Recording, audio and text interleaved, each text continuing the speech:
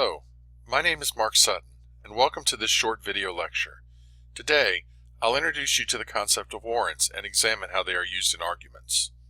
Warrants are part of a system of argumentation developed by Stephen Toulmin. In Toulmin's model, the core of an argument contains three elements. First is a claim. A claim is the point the argument is trying to prove. The second core element is reasons. Reasons are statements that explain why a claim is true or valid. Reasons have to be supported by evidence. The claim and reasons must be connected in some way. That connection is a warrant. The warrant provides a general principle that shows why this particular argument is valid. You can think of it like a bridge between the two components, helping the audience see how they create a full argument. Warrants can be either stated or implied. If the audience already knows what the warrant is, the reader usually leaves it out of the argument. The audience will fill it in.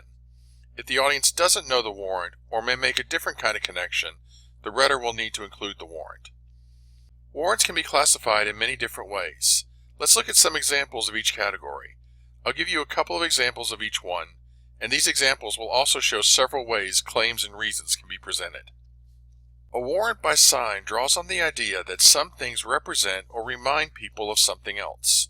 This reminder creates the link between claim and reason. Here's an example.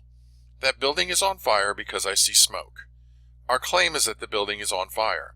Our reason? We can see smoke. We can connect these ideas because smoke is a sign of fire. If we see smoke, we expect to see a fire nearby. Here's another example of a sign warrant. You must be sick. You have a fever. The claim is you must be sick, and the reason is you have a fever. We connect these ideas because people tend to assume people rarely have a high temperature if they're healthy. A warrant based on generalization draws on the idea that if something is true for a particular group, that idea is true for any item or person that is part of that group.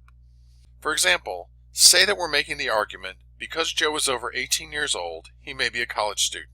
Our claim is that Joe may be a college student, and our reason is because he is over 18 years old. In general, most people start college after they turn 18. There are some exceptions, but this generalization is common enough that it seems a valid basis for this argument. Let's look at another example of warrant by generalization. Our claim is that I am a good writer. The reason is that I'm an English major. Many people assume that English majors are good writers. If the person making the argument is an English major, we may assume they are a good writer. A third type of warrant, analogy, is similar to generalization. However, a warrant based on an analogy emphasizes the similarity between two things, whether or not they are part of the same group.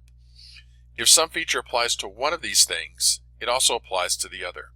Let's use an example voiced by many sports fans. They claim they need to wear a particular shirt to the game. Their reason? They wore the shirt the last time the team won the championship. Underlying this argument is the analogy that because the shirt was lucky before, it will be lucky again. Here's another example of warrant by analogy. Say we are making the case that a particular day will be cool. Our reason? It was cool yesterday. In general, people expect the temperature for one day to be pretty close to the previous one. It may vary by a few degrees, but not 20 or 30. We draw on this comparison to link the two parts of the argument. We can also use warrants based on causal relationships. These warrants assume one part of the argument will cause or is caused by the other part. Let's look at an example argument many students make. I studied hard, therefore I will pass the test. My claim is that I will pass the test. My reason? I studied hard. In general, studying leads to people passing tests. Studying is the cause and passing the effect. Let's look at a less obvious example. Say a friend says, I have heartburn because I ate green peppers. The claim is pretty obvious. I have heartburn. So's the reason. I ate green peppers. We may wonder, though, how the two ideas fit together. Suppose we then remember several other instances where our friend ate green peppers and got heartburn afterwards. This makes us realize that green peppers cause our friend to get heartburn. We have a causal warrant. Another type of warrant draws on authority. It assumes the argument is valid because someone who has authority in the subject says the ideas in the argument are true. Here's an example of an argument with that type of warrant. The claim is, we shouldn't do this, and the reason is, my mom said it was a bad idea. Underlying that argument is the idea that this person's mom is an authority on good behavior, which means we should listen to her. Here's another example of a warrant based on authority. Someone makes a claim that a drug will treat a particular condition. For their reason, they show how multiple medical researchers have tested the drug and found it was effective. If we assume these researchers are experts on drugs, we assume their conclusions are valid, creating our warrant. The last type of warrant we'll consider is one built on principle. This warrant type draws on beliefs or values the audience possesses and uses those beliefs and values to connect the claim and reason. Let's say you're trying to get rid of some unwanted animals. Someone suggests using a particular type of trap that would kill the animal. You argue against that type of trap, making the claim that we shouldn't use it. Your reason? It can kill animals instead of trapping them harmlessly. If our audience agrees we shouldn't kill animals, they will support our argument. As this example shows, warrants based on principles can draw on ethics. Here's another example of that ethical focus. Say someone is trying to get us to forgive a person who's wronged us. Their reason, we are a good person. Underlying this argument is the idea that good people forgive others. If we accept that idea, we are more likely to accept the argument. Let's take a minute to review the concepts presented in this video.